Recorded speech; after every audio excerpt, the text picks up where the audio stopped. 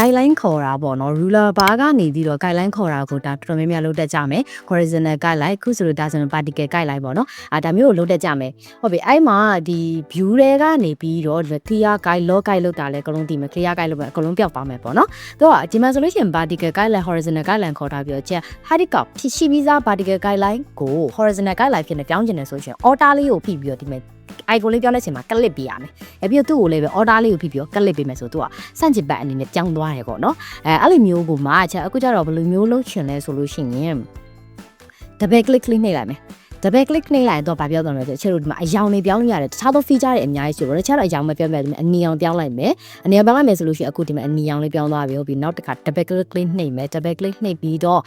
ခြေပါအောင်ပြောင်းမယ်အစိမ်းအောင်ပြောင်းကြည့်မယ်ပေါ့နော်အစိမ်းအောင်ပြောင်းမယ်ဒါဆိုလို့ရှိရင်အစိမ်းအောင်လေးပြသွားမယ်။ခြေကတော့ cyan လေးကိုပို့ပြသဘောကျရဖြစ်တဲ့ကြောင့်ပါခြေ cyan လေးကိုပဲပြန်ပြီးတော့ရွေးထားလိုက်မယ်။ cyan ဟုတ်ပြီ cyan လေးဝယ်ရွေးထားလိုက်မယ်။ပြီးတော့ကျတို့ဒီview တွေကနေပြီးတော့အခုဆိုလို့ရှိရင် clear guide လုပ်လိုက်မယ်ပေါ့နော် clear မဟုတ် new guide လေးခေါ်ကြည့်မယ် new guide လေးခေါ်ပြီးတော့ဒီမှာချက်100 pixel လောက်ကိုခေါ်မယ်ပေါ့နော်100 pixel ခေါ်မယ်ဆိုဒီမှာချက်100ဆိုတာကိုရိုက်ပြီးတော့ထည့်လိုက်မယ် particle တွေပဲခေါ်မယ်ဒီမှာ horizontal လည်းခေါ်ချင်ခေါ်လို့ရတယ်ဆိုတာမျိုး particle ခေါ်ဆိုဒီမှာပေါ့နော်particle line လေးရလာပါပြီ project ကိုစိတ်ဝင်စားရတယ်ဆိုလို့ရှိရင်ချက်စီမှာ project တန်းလေးတန်းဖွင့်ထားရရှိရပေါ့နော်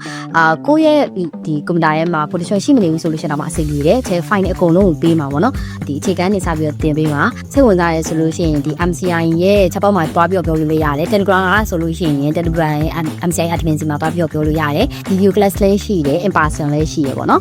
စိတ်ဝင်စားရဆိုတော့ဆက်မေးအောင်မယ်